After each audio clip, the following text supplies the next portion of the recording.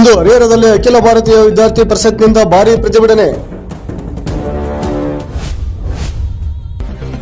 ಎಲ್ಲ ವಿಶ್ವವಿದ್ಯಾಲಯಗಳ ತರಗತಿಗಳು ಪ್ರಾರಂಭವಾಗಿ ತಿಂಗಳಾದರೂ ಅತಿಥಿ ಉಪನ್ಯಾಸಕರಿಲ್ಲದೆ ವಿದ್ಯಾರ್ಥಿಗಳ ಗೋಳು.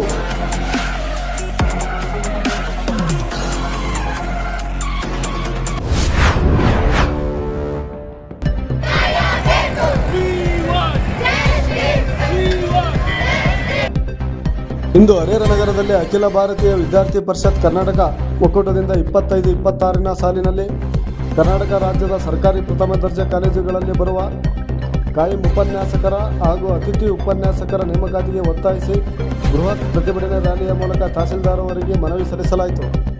ಕರ್ನಾಟಕ ರಾಜ್ಯದಲ್ಲಿ ಕಾಲೇಜು ಶಿಕ್ಷಣ ಇಲಾಖೆ ಅಡಿಯಲ್ಲಿ ಬರುವ 432 ಪದವಿ ಕಾಲೇಜುಗಳಲ್ಲಿ 6,000 ಕಾಯಂ ಉಪನ್ಯಾಸಕರಲ್ಲಿ 3,000ಕ್ಕಿಂತ ಹೆಚ್ಚು ಉಪನ್ಯಾಸಕರು ಈಗಾಗಲೇ ನಿವೃತ್ತಿ ಹೊಂದಿದ್ದು, ಕೇವಲ 3,000 ಉಪನ್ಯಾಸಕರು ಹಾಗೂ 1,200 ಅತಿಥಿ ಉಪನ್ಯಾಸಕರು ಕಾರ್ಯನಿರ್ವಹಿಸುತ್ತಿದ್ದು, ಉಳಿದ ಶಿಕ್ಷಕರುಗಳನ್ನು ನೇಮಕಾತಿ ಮಾಡುವಂತೆ ಒತ್ತಾಯಿಸಿ ವಿದ್ಯಾರ್ಥಿ ಪರಿಷತ್ ಆಗ್ರಹಿಸಿತು.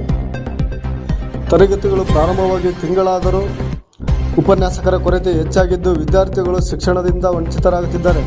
ಸರ್ಕಾರ ಈ ಬಗ್ಗೆ ಗಮನ ಹರಿಸಿ ಬೇಗನೆ ಉಪನ್ಯಾಸಕರ ನೇಮಕಾತಿಗೆ ಒತ್ತಾಯಿಸಿ ಪ್ರತಿಭಟಿಸಲಾಯಿತು.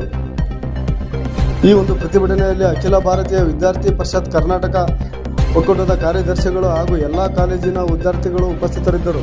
ವರದಿ ಶೇಖ್ ಅಲ್ತಾಫ್, ಸ್ಮಾರ್ಟ್ ನ್ಯೂಸ್ ಕನ್ನಡ, ಹರಿಹರ.